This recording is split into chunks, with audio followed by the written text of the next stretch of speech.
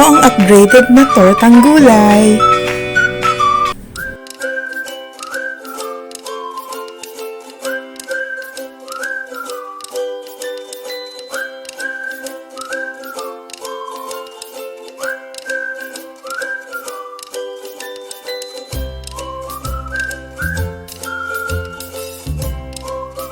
Way better than your ordinary torta, my Filipino version of Egg Foo Young with gravy. Here are the ingredients. Pwede nyo ng screenshot.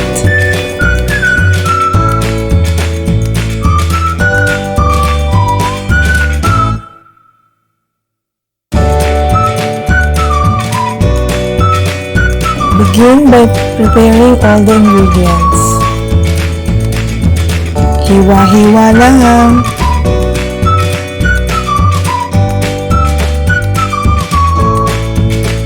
In a saucepan, mix the broth, oyster sauce, sugar, salt, and pepper.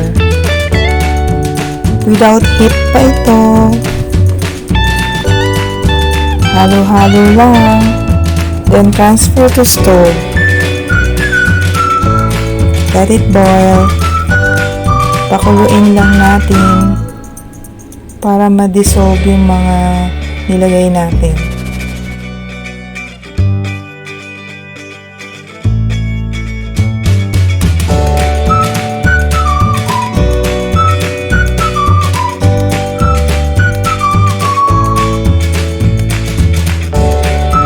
Add 2 tablespoons of sesame oil. Then, handa nyo na din yung slurry, yung cornstarch and water.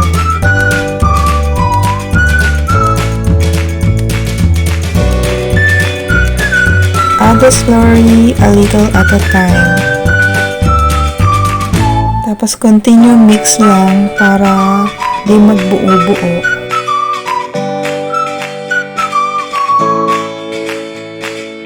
Dagdag lang hanggang ma-achieve nyo yung gusto nyong desired thickness.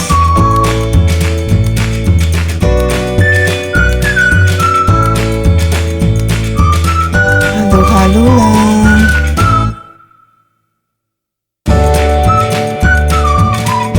Pag okay na sa inyo yung thickness nya, set aside. Then for the Egg Foo Young, beat na natin ng eggs.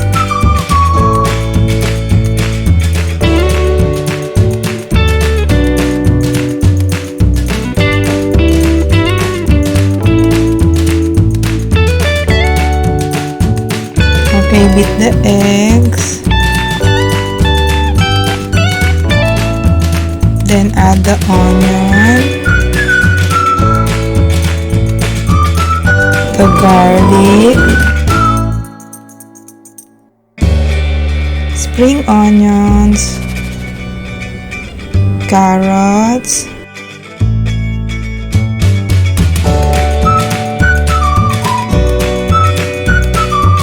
and the pre-boiled shrimps.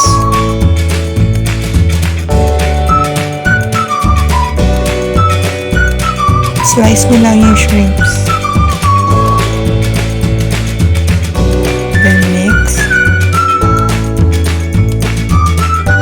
Halo-halo lang. Then, parang kulang tayo sa itlog. Dapat mas maraming itlog. So, let's add 2 more eggs.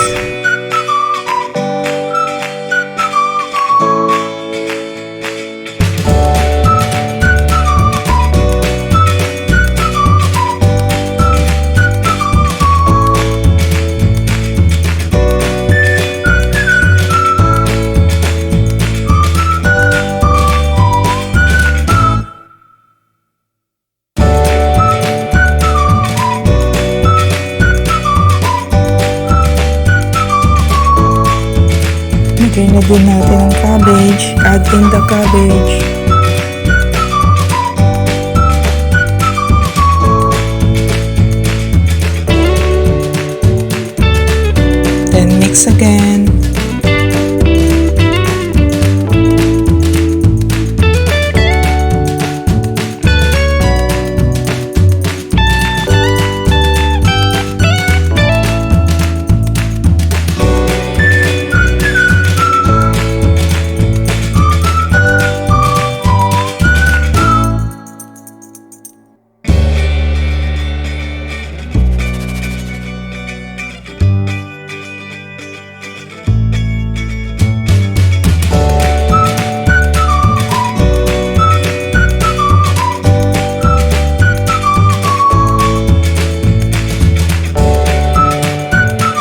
Season with salt and pepper.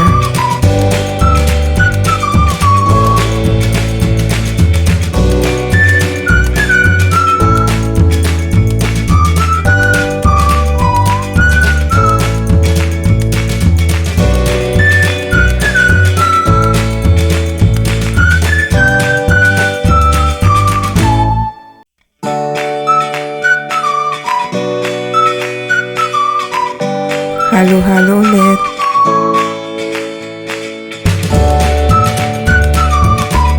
Let's cook the egg foo young. Heat some vegetable oil.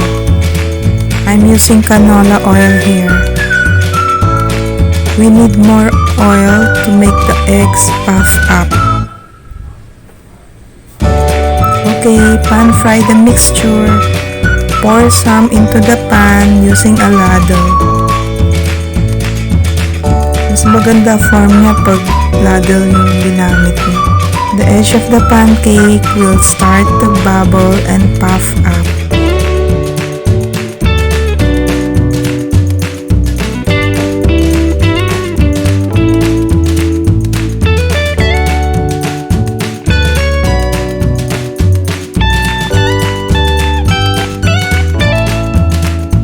Pag sa tingin nyo nakaset na yung ibabaw, you can flip over and cook until golden brown. Yun na sa bottom.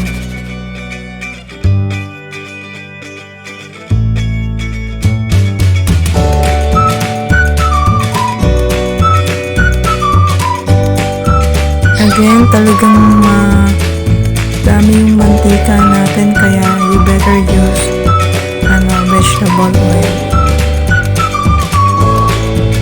Kasi para mag-puff up yung maging fluffy yung egg.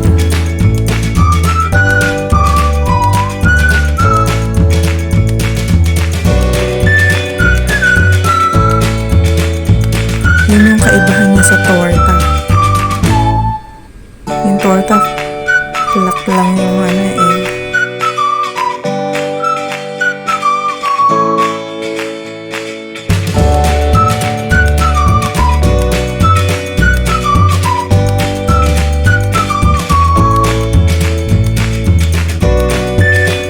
Pag sa tingin nyo brown na yung ilalim, let's flip it over again. Yan, golden brown na. Antayin na lang ulit natin mag golden brown yung ilalim para both sides ay golden brown na.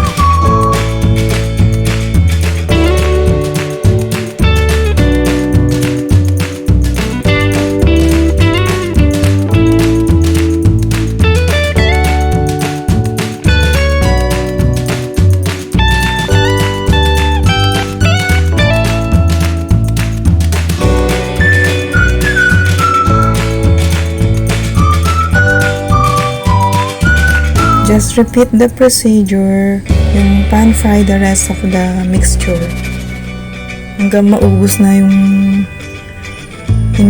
hinandaan yung ingredients. Tapos drain excess oil and transfer to a plate. Yan, ganda ng kulay niya. Now, pagtapos na, let's plate this. Stack all the cooked egg foo young in a serving plate.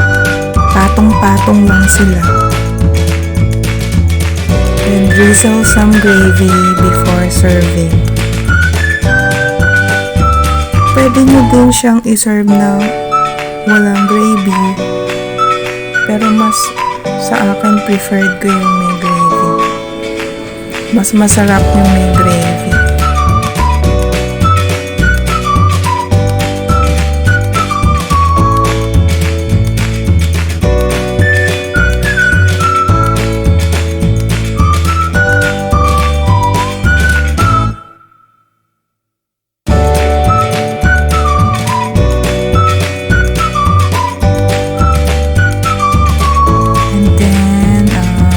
Garnish with chopped spring onions. Pwede din sigurong cilantro if you want. Ayan, kainan na!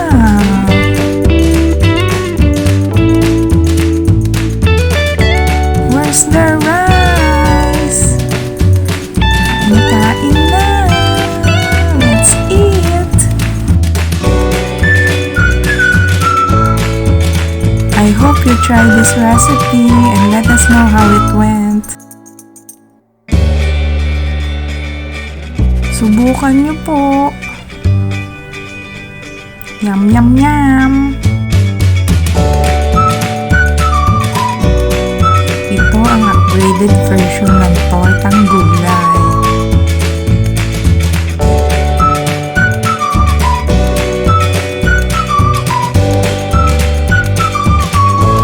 My Filipino version of Egg Foo Young.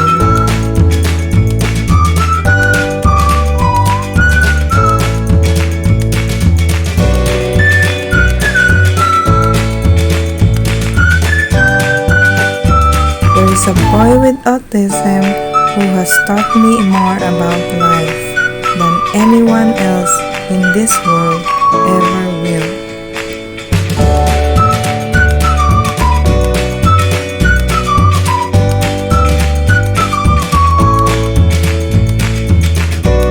If they can't learn the way we teach the way they learn.